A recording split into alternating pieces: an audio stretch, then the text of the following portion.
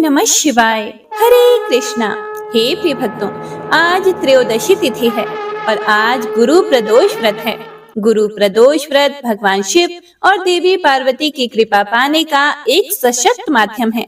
इसे श्रद्धा और निष्ठा से करने पर सभी प्रकार के कष्टों से मुक्ति और मनोकामनाओं की पूर्ति होती है। पौराणिक मान्यताओं के अनुसार इस दिन व्रत रखने, शिव की पूजा करने और कथा का श्रवण करने मात्र से रोग, शोक और दरिद्रता से मुक्ति मिलती है।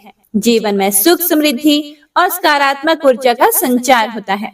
माना जाता है कि गुरु प्रदोष व्रत से विशेष रूप से विवाह में आने वाली बाधाएं दूर होती हैं और गृहस्थ जीवन सुखमय बनता है।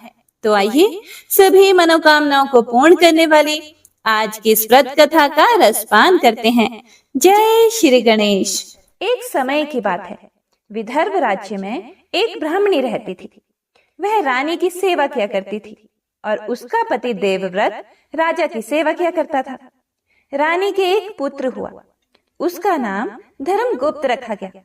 ब्राह्मणी रानी की सेवा करती थी, इसीलिए उसे राजकुमार धर्मगुप्त को पालने का भी काम सौंप दिया गया।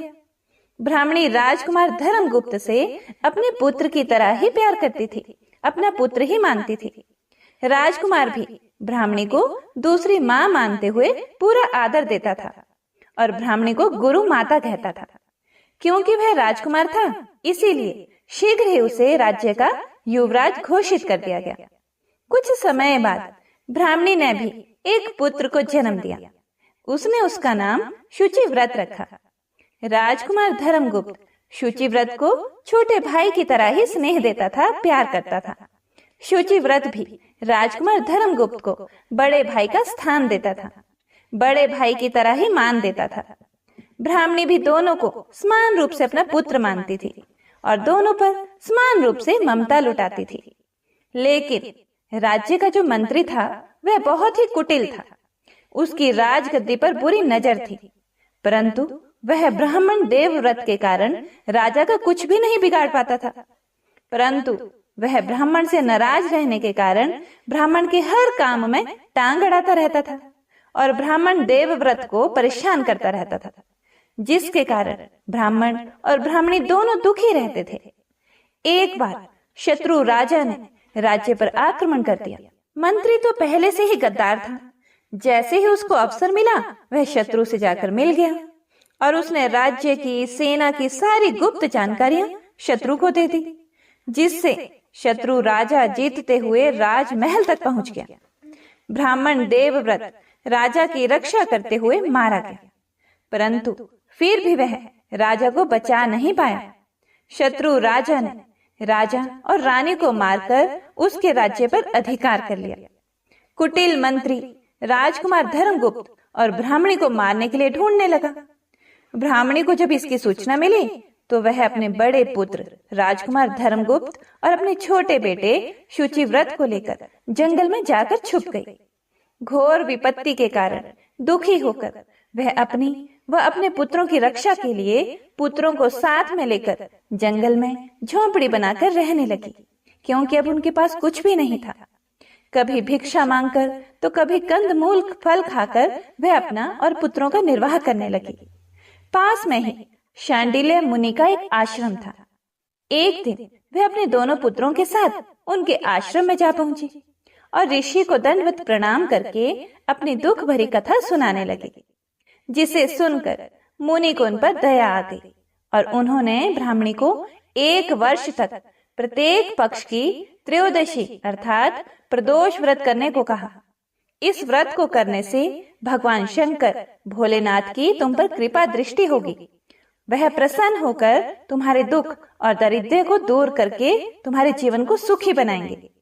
शांडिल्य ऋषि कहने लगे कि प्रदोष व्रत की पूजन का विधि विधान तो बहुत बड़ा है, परंतु श्रद्धा, भक्ति और सामर्थ्य के अनुसार विश्वास रखकर व्रत को करने से भी भगवान भोलेनाथ की तुम पर शीघ्र ही कृपा होगी और तुम्हारा कल्याण होगा। इसीलिए ब्राह्मणी ने ऋषि के वचन पर अटूट विश्वास रखते हुए श्रद्धा भाव और अपनी सामर्थ्य के अनुसार व्रत करना शुरू कर दिया। सूत जी बोले, हे मुनीश्वरों, अब मैं तुमको आगे की कथा कहता हूँ, ध्यान पूर्वक सुने। कुछ समय बीत जाने पर ब्राह्मणी का छोटा लड़का शुचिव्रत तालाब में स्नान करने गया था, तो भगवान शंकर की कृपा से उसे रास्ते में सोने की मुद्राओं से भरा हुआ एक कलश दिखाई दिया। वह स्वर्ण कलश को लेकर अपनी माता के पास जा पहुंचा। वह माता को कलश देता है तो माता कहती है, तुम दोनों भाई आपस में आधा आधा बांट लो। फिर बड़ा भाई धर्मगुप्त बोला, इस धन पर मेरा कोई अधिकार नहीं है माँ, इसीलिए मैं यह धन नहीं लूंगा। यदि भगवान शंकर की कृपा होगी तो मुझे भी धन प्राप्त होगा। कुछ समय बीत जाने के बाद एक दिन दोनों भाई घूम रहे थे और घूमते घूमते वन के बीच में जा पहुंचे। वहां उन्हें अनेक रूपवती गंधर्व कन्याएं अटखेलियां करती हुई दिखाई दी। उन सब को देखकर शुचिव्रत बोला, मैं स्त्रियों के बीच में नहीं जाऊंगा। ऐसा कहकर वह उसी स्थान पर रुक गया। बड़ा भाई धर्मगुप्त उन कन्याओं के समूह में जाकर पहुंच गया। उसके स्वरूप को देखकर उनमें से एक गंधर्व कन्या ने उससे एक प्रश्न किया कि आप कौन हैं? इस वन में आपका आगमन कैसे हुआ? फिर राजपुत्र धर्मगुप्त बोला, मैं विदर्भ देश का राजकुमार धर्मगुप्त हूँ। मेरे पिता की हत्या करके शत्रुओं ने हमारे राज्य पर अधिकार कर लिया है, इसीलिए मेरी रक्षा के लिए गुरु माता मुझे और उनके पुत्र को साथ लेकर यहाँ वन में रहती हैं। अब आप अपना परिचय देने की कृपा कीजिए। तब वह गंधर्व कन्या बोली, मैं विद्रवक नामक गंधर्व की पुत्री अंशुमति हूँ। मैंने अपनी सूक्ष्म बुद्धि द्वारा आपके मन की भावना जान ली है कि आप मुझ पर अनुरक्त हैं। मेरा मन भी आपको देखकर चंचल हो रहा है। कदाचित ईश्वर ने हम दोनों को एक दूसरे के लिए ही बनाया होगा। ऐसा कहकर गंधर्व पुत्री ने राजपुत्र के गले में अपनी मणिमाला डाल दी। तब राजपुत्र बोला, हे सुमुखी, मैंने तुम्हारा यह प्रणय उपहार प्रेम से स्वीकार कर लिया है, लेकिन मैं तो बहुत ही ज्यादा निर्धन हूँ। मेरा तुम्हारा विवाह किस प्रकार हो सकेगा? तब अंशुमति बोली, हे राजपुत्र, आप कोई चिंता ना करें। मेरे माता पिता आपको देखकर बहुत ही प्रसन्न होंगे और विवाह की स्वीकृति भी दे देंगे। कल सुबह ही आप यहाँ अवश्य आना। इतना सुनकर राजपुत्र गंधर्व कन्या से विदा लेकर अपने घर को आ गया और घर आकर सारी बातें अपनी माता को बता दी। सूत जी बोले, हे ऋषियों, दूसरे दिन सवेरे राजपुत्र भगवान शिव की पूजा करके अपने भाई शुचिव्रत को साथ लेकर उस वन में गया। उधर वह गंधर्व कन्या अंशुमति भी अपने पिता विद्रवक को अपने साथ लेकर वहां जंगल में आती है। गंधर्व राज राजपुत्र को देखकर अत्यंत प्रसन्न होकर कहते हैं कि तुम मेरी पुत्री के योग्य श्रेष्ठ वर हो।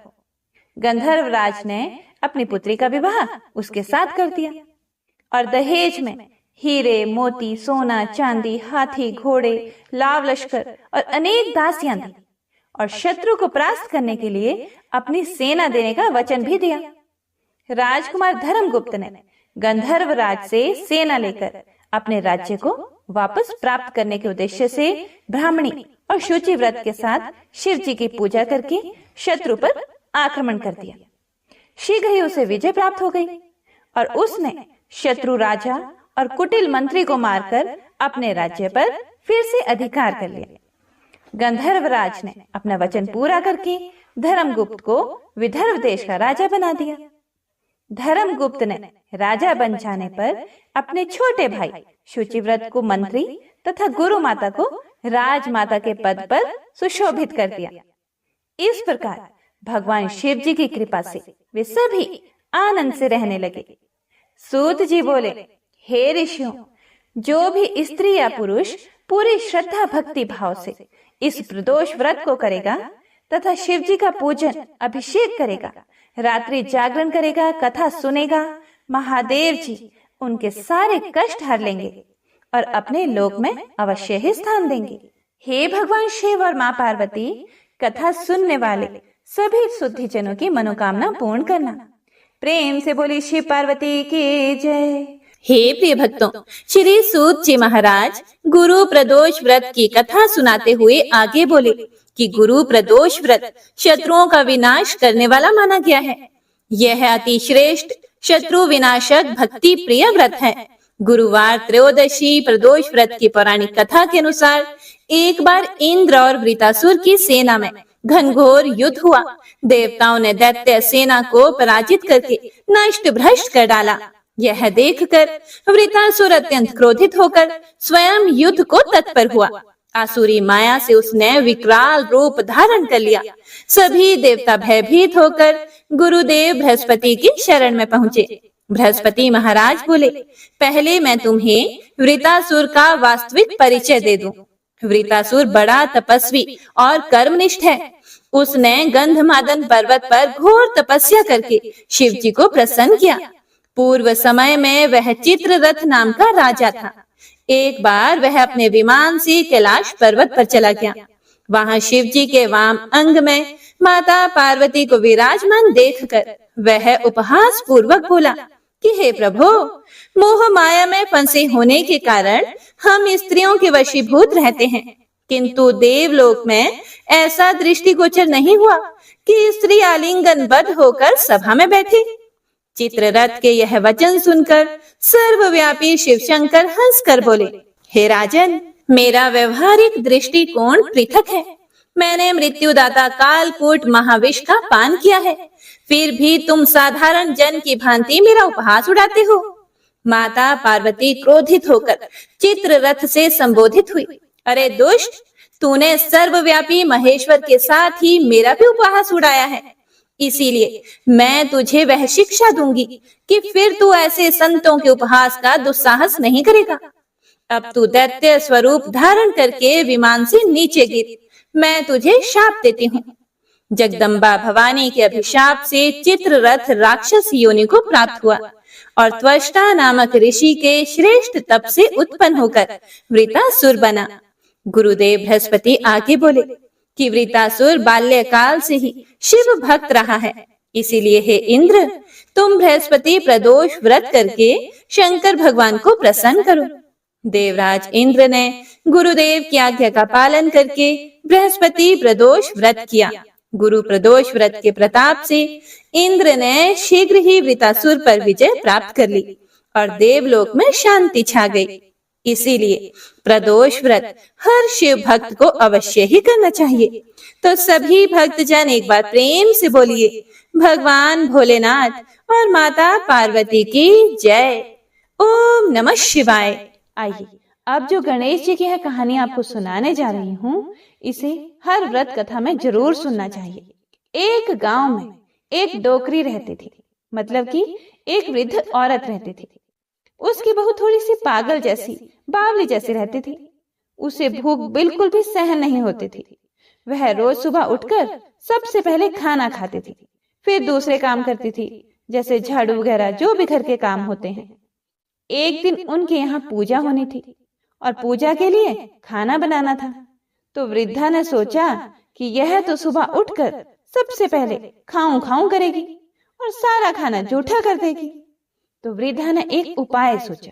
पहले के टाइम में कुएं से पानी लेकर आते थे, तो उसने क्या किया, उसने पानी के मटके के नीचे एक छोटा सा छेद कर दिया और बहू से कहा कि आज पूजा है, तू सुबह से खाऊं खाऊं मत करियो, तू पहले पानी भर कर ला, फिर कुछ खा लियो। बहू ने सास से कहा कि ठीक है माँ, और वह पानी भरने के लिए चली गई। बहू भी थोड़ी सी समझदार तो थी। उसने देख लिया था पहले ही कि सासू जी ने मटके में छेद कर दिया है। तो उसने क्या किया, जब वह घर से निकली तो उसने साड़ी में आटा बांध लिया। बहू पानी भरने कुएं पर आई तो उसने वहां पर सबसे पहले अपनी साड़ी में बंधा हुआ आटा निकाला, फिर पनघट पर उसे गूंद लिया और उसकी बाटियां बना ली। वहीं गांव में पास में ही कुआं था, वहीं पास में शमशान भी था। वहां एक मुर्दा जलाया जा रहा था, तो उसकी आंच में उसने वह बाटियां सेक ली। और पास में ही एक गणेश जी का मंदिर था। मंदिर में किसी ने गणेश जी को चोला चढ़ाया था, तो गणेश जी की तोंद में घी लगा हुआ था। उसने उस घी से बाटियां चौपड़ कर एक बाटी का भोग गणेश जी को लगाकर उसने वह बाटियां खा ली। उसके बाद उसने आराम से पानी भरा और फिर वह आराम से अपने घर चली गई। इधर गणेश जी ने क्रोधित होते हुए नाक पर उंगली चढ़ा ली। फिर उसके बाद कोई उधर से निकला तो उसने देखा कि गणेश जी ने नाक पर उंगली चढ़ा रखी है। तो उसने गांव में जाकर सबसे कह दिया कि गणेश जी ने नाक पर उंगली चढ़ा ली। अब गणेश जी की नाक से उंगली उतारने के लिए सब प्रयास करने लगे। कोई गणेश जी के पाठ करने लग गया, कोई हवन कर रहा था, कोई जाप करने लग गया ताकि गणेश जी की नाक पर से उंगली हटा ले। पर गणेश जी ने नाक पर से उंगली नहीं हटाई। अब यह बात धीरे धीरे राजा तक पहुंच गई कि गणेश जी ने नाक पर उंगली चढ़ा ली है। राजा ने बड़े बड़े पंडित और ज्योतिष बुलवाए। उन्होंने पंचांग देख लिए, सब कुछ कर लिया, पर वह भी गणेश जी की नाक से उंगली नहीं हटा पाए। अब राजा ने पूरे राज्य में मुनादी करवा दी कि जो भी गणेश जी की नाक पर से उंगली हटवाएगा उसे 5 गांव की जागीर दे दी जाएगी। अब राज्य में सभी लोग अपनी अपनी तरफ से प्रयास करने लग गए। गणेश जी ने फिर भी नाक से उंगली नहीं हटाई। सब थक हार गए।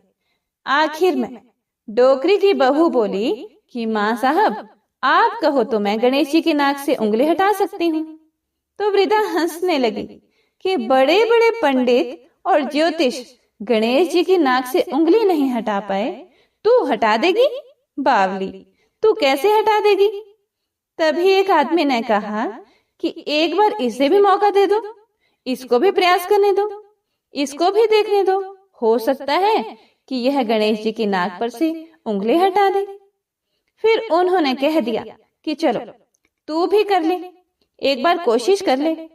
बहू ने कहा, पर मेरी एक शर्त है कि मेरे घर से गणेश जी के मंदिर तक एक बड़ा पर्दा लगाया जाए। तो लोगों ने कहा ठीक है, और घर से मंदिर तक पर्दा लगवा दिया गया। तो उसके घर से लेकर मंदिर तक पर्दा लग गया।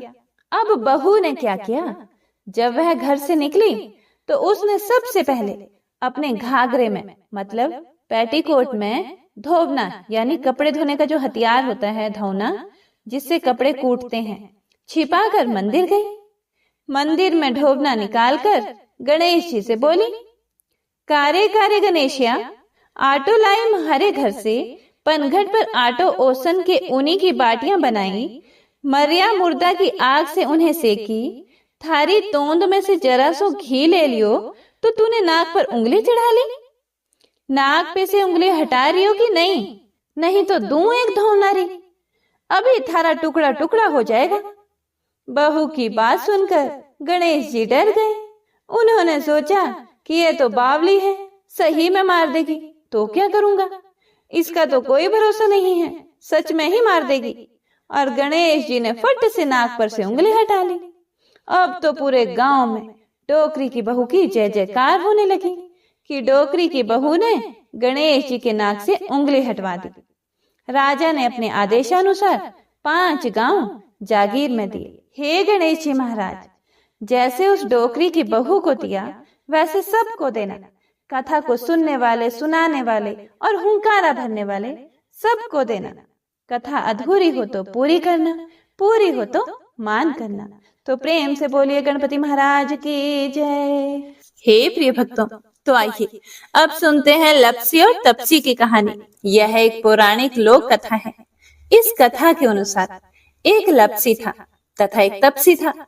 तपसी सदैव भगवान की तपस्या में लीन रहता था और लप्सी रोजाना 1.25 सेर की लापसी बनाकर भगवान का भोग लगाकर खा लेता था। एक दिन वह दोनों लड़ने लगे। तपसी बोला, मैं रोजाना भगवान की तपस्या करता हूँ, इसीलिए मैं बड़ा हूँ। तो लप्सी बोला कि मैं रोज भगवान को 1.25 सेर लापसी का भोग लगाता हूँ, इसीलिए मैं बड़ा हूँ। तभी देव मुनि और परम वैष्णव ब्रह्मा जी के मानस पुत्र और महाज्ञानी नारद जी वहां से गुजर रहे थे। उन्होंने लप्सी और तपसी दोनों को लड़ते हुए देखकर उनसे पूछा कि तुम दोनों क्यों लड़ रहे हो? तब तपसी ने खुद के बड़ा होने का कारण बताया और लप्सी ने अपने सर्वश्रेष्ठ होने का कारण बताया। उन दोनों की पूरी बात सुनकर महाचतुर भक्त शिरोमणि नारद जी बोले कि तुम दोनों का फैसला मैं कर दूंगा। दूसरे दिन लप्सी और तपसी नहाकर अपनी रोज की भक्ति करने के लिए गए तो नारद जी ने छुपकर 1.25 करोड़ की एक अत्यंत बहुमूल्य रत्न जड़ित और दुर्लभ मणियों से बनी अंगूठी उन दोनों के सामने रख दी। हे प्रिय भक्तों, तपसी की नजर जब अंगूठी पर पड़ी तो उसने चुपचाप अंगूठी उठाकर अपने नीचे दबा ली। लप्सी की नजर अंगूठी पर पड़ी लेकिन उसने ध्यान ही नहीं दिया और भगवान को भोग लगाकर लापसी खाने लगा। इसके बाद नारद जी उन दोनों के सामने आए तो दोनों ने हे नारद जी से पूछा, हे मुनि श्रेष्ठ, अब आप अपना निर्णय बताइए कि हम में से कौन बड़ा है, किसकी भक्ति श्रेष्ठ है।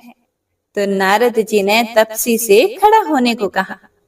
जब वह खड़ा हुआ तो उसके नीचे दबी अंगूठी उन्हें दिखाई पड़ी। नारद जी ने तपसी से कहा कि तपस्या करने के बाद भी तुम्हारी चोरी करने की आदत नहीं गई, इसीलिए लप्सी बड़ा है और तुम्हें तुम्हारी तपस्या का कोई भी फल नहीं मिलेगा। हे प्रिय भक्तों, तब तपसी बड़ा शर्मिंदा होकर नारद जी से माफी मांगने लगा।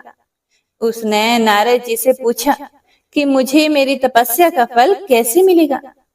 तब नारद जी ने उससे कहा कि यदि कोई गाय और कुत्ते की रोटी को नहीं बनाएगा, यदि कोई ब्राह्मण को भोजन करवाकर दक्षिणा नहीं देगा, तो उनके दान धर्म का फल, उन लोगों की पूजा का फल तुझे मिलेगा। यदि कोई सुहागिनी साड़ी के साथ ऊपरी अंगोछा का दान नहीं देगा तो वह फल तुझे मिलेगा। यदि कोई दिए से दिया जलाए तो वह फल भी तुझे मिलेगा। यदि कोई सारी कहानी सुने लेकिन तुम्हारी कहानी नहीं सुने तो उसकी पूजा का फल भी तुझे मिलेगा। हे प्रिय भक्तों, उसी दिन से हर व्रत कथा कहानी के साथ लप्सी तपसी की यह कहानी भी अवश्य सुनी और कही जाती है। तो आइए अब सुनते हैं शिव चालीसा। जय गणेश गिरिजा सुवन, मंगल मूल सुजान, कहत अयोध्या दास तुम, देहु अभय वरदान। जय गिरिजापति दीन दयाला, सदा करत संतन प्रतिपाला। भाल चंद्रमा सोहत नीके, कानन कुंडल नागफनी के। अंग गौर शीर गंग बहाए, मुंड माल तन चार लगाए। वस्त्र खाल बागंबर सोहे, छवि को देखी नागमन मोहे। मैना मातु की हवे दुलारी, बाम अंग सोहत छवि न्यारी। कर त्रिशूल सोहत छवि भारी, करत सदा शत्रुन क्षयकारी। नंदी गणेश सोहे तह कैसे, सागर मध्य कमल है जैसे। कार्तिक श्याम और गण राव, या छवि को कही जात न काओ। देवन जब ही जाए पुकारा, तभी दुख प्रभु आप निवारा। किया उपद्रव तारक भारी, देवन सब मिली तुम ही जुहारी। तुरत षडानन आप पठायो, लव निमेष महामारी गिरायो। आप जलंधर असुर सहारा, सुयश तुम्हार विदित संसारा। त्रिपुरासुर सन युद्ध मचाई, सबही कृपा कर लीन बचाई। किया तप ही भागीरथ भारी, पूरब प्रतिज्ञा तासु पुरारी। दानिन मह तुम सम कोई नाही, सेवक स्तुति करत सदाही। वेद नाम महिमा तब गाई, अकथ अनादि भेद नहीं पाई। प्रकटी उधती मंथन में ज्वाला, जरत सुरासुर भय विहाला। किन्हीं दया तह करी सहाय, नीलकंठ तब नाम कहाई। पूजन रामचंद्र जब किन्हा, जीत के लंका विभीषण दिन्हा। सहस कमल में हो रहे धारी, किन्ह परीक्षा तभी पुरारी। एक कमल प्रभु राखे जोई, कमल नयन पूजन चह सोई। कठिन भक्ति देखी प्रभु शंकर, भय प्रसन्न दिए इच्छित वर। जय जय जय अनंत अविनाशी, करत कृपा सबके घटवासी। दुष्ट सकल नित मोहि सतावे, भ्रमत रहूं मोहि चैन न आवे। त्राहि त्राहि मैं नाथ पुकारो, यही अवसर मोहि आन उबारो। लई त्रिशूल शत्रुन को मारो, संकट से मोहि आन उबारो। मात पिता भ्राता सब होई, संकट में पूछत नहीं कोई। स्वामी एक है आस तुम्हारी, आए हर हो मम संकट भारी। धन निर्धन को देत सदाही, जो कोई जांचे सो फल पाही। स्तुति के ही विधि करें तुम्हारी, क्षमु नाथ अब चूक हमारी। शंकर हो संकट के नाशन, मंगल कारण विघ्न विनाशन। योगी यति मुनि ध्यान लगावे, शारद नारद शीश नवावे। नमो नमो जय नमः शिवाय, सूर ब्रह्मादिक पार न पाए। जो यह पाठ करे मन लाए, ता पर होत है शंभु सहाय। ऋणिया जो कोई हो अधिकारी, पाठ करे सो पावन हारी।